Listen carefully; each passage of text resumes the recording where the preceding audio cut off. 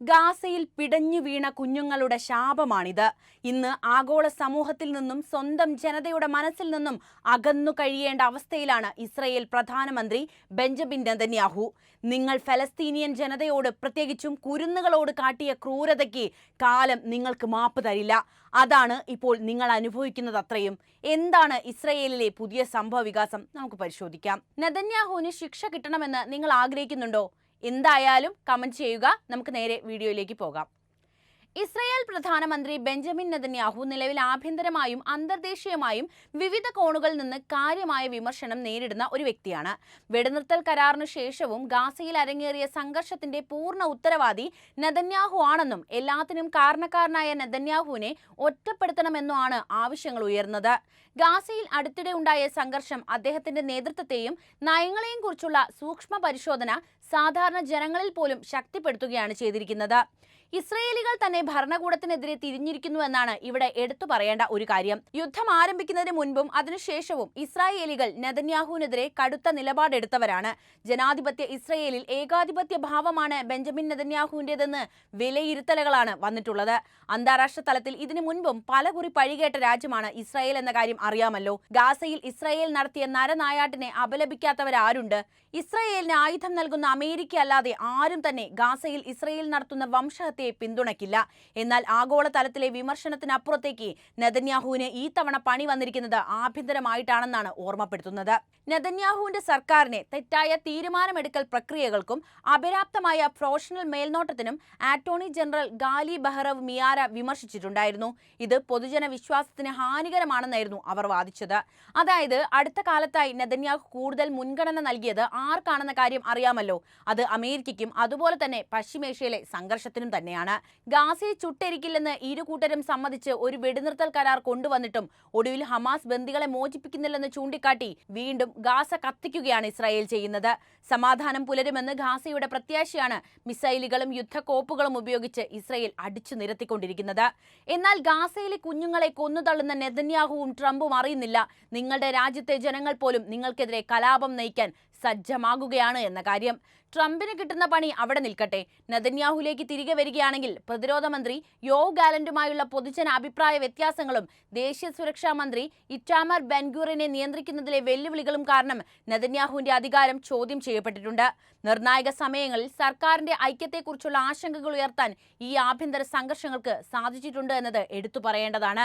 സുരക്ഷാ പരാജയങ്ങളുടെ ഉത്തരവാദിത്തം ഒക്ടോബർ 7 നടന്ന അപ്രതീക്ഷിതമായ ഹമാസിന്റെ ആക്രമണത്തെ തുടർന്ന് ഉത്തരവാദിത്തത്തിൽ നിന്ന് വ്യതിചലിച്ചതായി ആരോപിച്ച് നെതന്യാഹു വിമർശനം നേരിട്ടു.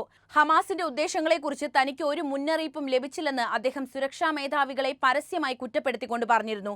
രാഷ്ട്രീയ വ്യക്തികളിൽ നിന്നും വിശകലന വിദഗ്ധരിൽ നിന്നും കടുത്ത വിമർശനങ്ങൾ ഏറ്റുവാങ്ങിയ ഒരു നീക്കം കൂടിയായിരുന്നു ഇത്.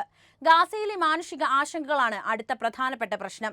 ഗാസയിലെ സംഘർഷം കടുത്ത മാനുഷിക പ്രശ്നങ്ങളിലേക്ക് നയിച്ചു എന്നത് വ്യക്തമാണല്ലോ. വ്യാപകമായ നാശനഷ്ടങ്ങളും അവിടുത്തെ ജനതയുടെ ജീവിത സാഹചര്യങ്ങൾ വഷളായിക്കൊണ്ടിരിക്കുന്നതുമായിട്ടുള്ള റിപ്പോർട്ടുകൾ പുറത്തുവരികയാണ്. മനുഷ്യാവകാശ ലംഘന ആരോപണങ്ങളാണ് ഇസ്രയേൽ നേരിടുന്ന മറ്റൊരു പ്രശ്നം. ഗാസയിൽ നടന്നുകൊണ്ടിരിക്കുന്ന സംഘർഷത്തെ തുടർന്ന് ഫിഫ ലോകകപ്പ് യോഗ്യതാ മത്സരങ്ങളിൽ ഇസ്രായേൽ പങ്കെടുത്തത് വിവാദങ്ങൾക്ക് കാരണമായിട്ടുണ്ട്. മനുഷ്യാവകാശ ലംഘനങ്ങളിൽ പങ്കാളിയാകാനുള്ള സാധ്യതയെക്കുറിച്ച്, പ്രത്യേകിച്ച് അധിനിവേശ പ്രദേശങ്ങളിലെ അനധികൃത വാസസ്ഥലങ്ങളിൽ നിന്നുള്ള ക്ലബ്ബുകളുടെ പങ്കാളിത്തത്തെക്കുറിച്ച് ആരോപണങ്ങൾ ഇതിനോടകം തന്നെ ഉയർന്നു കഴിഞ്ഞു.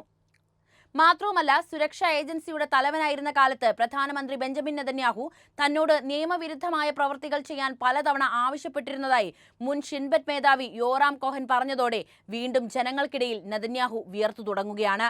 ചാനൽ 12 നൽകിയ അഭിമുഖത്തിലാണ് കോഹന്റെ വെളിപ്പെടുത്തൽ വന്നത്. ഷിൻബെറ്റ് ISA മേധാവി സ്ഥാനത്തു നിന്ന് റോനൻ ബാറിനെ ഇസ്രയേൽ ഭരണകൂടം പുറത്താക്കാൻ തീരുമാനിച്ചതിനു പിന്നാലെയാണ് നെതന്യാഹുവിനെതിരെ ഗുരുതര വെളിപ്പെടുത്തലുമായി കോഹൻ രംഗത്തെത്തിയത്. റോനൻ ബാറിന് പകരക്കാരനായി ആരെ തിരഞ്ഞെടുക്കുമെന്നതിനെ ആശ്രയിച്ചിരിക്കും ഷിൻബെറ്റിന് പ്രതീക്ഷിച്ചതുപോലെ ജോലി ചെയ്യാൻ കഴിയുകയെന്നും കോഹൻ പറയുന്നു. അദ്ദേഹത്തിന് പകരം നിലവിലുള്ള 2 ഡെപ്യൂട്ടി മേധാവികളിൽ ഒരാളെയോ മുൻ ഡെപ്യൂട്ടിയെയോ നിയമിച്ചാൽ അവർ 3 പേരും യോഗ്യരാണെങ്കിൽ ആളുകൾ അവരുടെ ജോലി നല്ല രീതിയിൽ ചെയ്യുമെന്ന് ഉറപ്പിക്കാം. എന്നാൽ നിലവിലുള്ളതോ മുൻ ഡെപ്യൂട്ടികളോ അല്ലാത്ത ഒരാളെ തിരഞ്ഞെടുത്താൽ സ്ഥിതി മാറും. കോഹൻ ചൂണ്ടിക്കാട്ടിയത് ഇങ്ങനെയാണ്. ഭാവിയിൽ ഉണ്ടാവാൻ പോകുന്ന വിവിധ കാര്യങ്ങൾ കാരണം ഷിൻബെറ്റ് മേധാവിയോട് പ്രധാനമന്ത്രി നിയമവിരുദ്ധമായ ആവശ്യങ്ങൾ ഉന്നയിക്കാൻ സാധ്യതയുണ്ട്. അങ്ങനെ നിയമവിരുദ്ധമായ ആവശ്യങ്ങൾ പ്രധാനമന്ത്രി ഉന്നയിക്കാറുണ്ടെന്നും കോഹൻ ചൂണ്ടിക്കാട്ടി.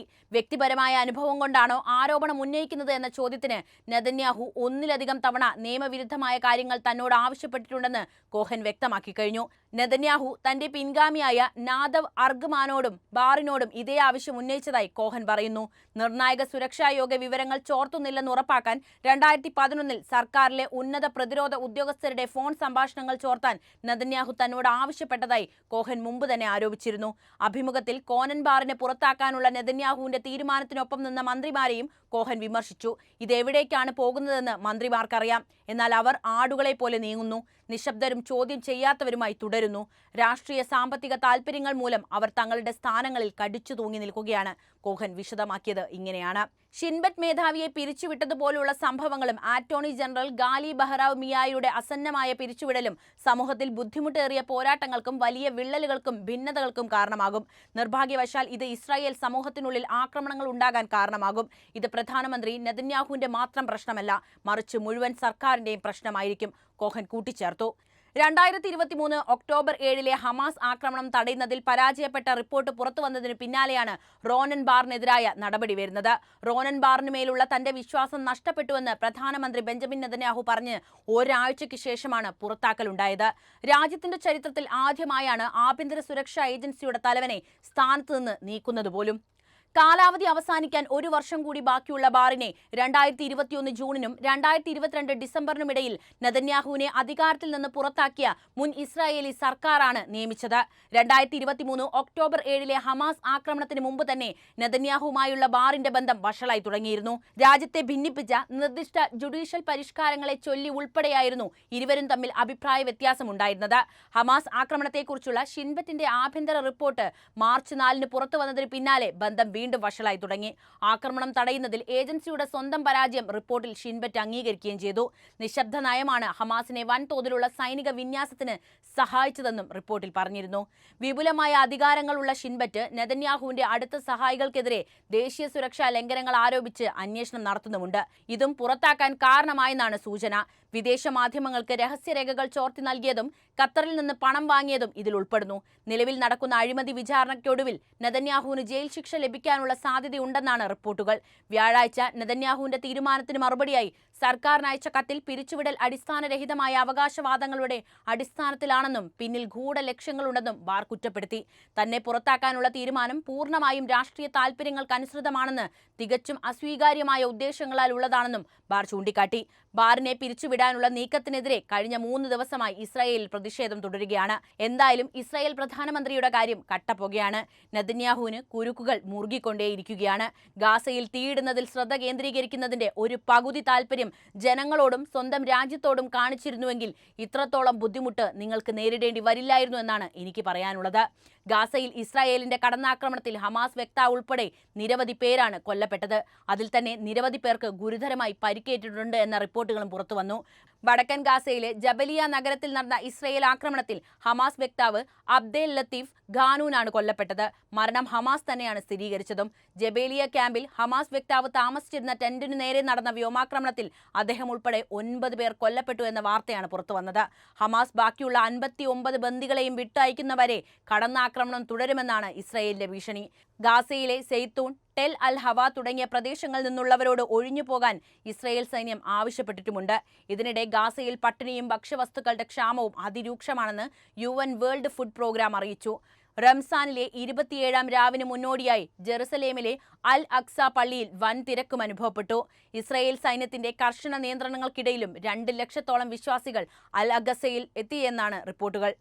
മറ്റൊരു കാര്യം, ഇസ്രായേൽ ഇപ്പോൾ ലക്ഷ്യം വെച്ചിരിക്കുന്നതിൽ മിക്കതും ഗാസയിലെ ആശുപത്രികളാണ് എന്നതാണ്.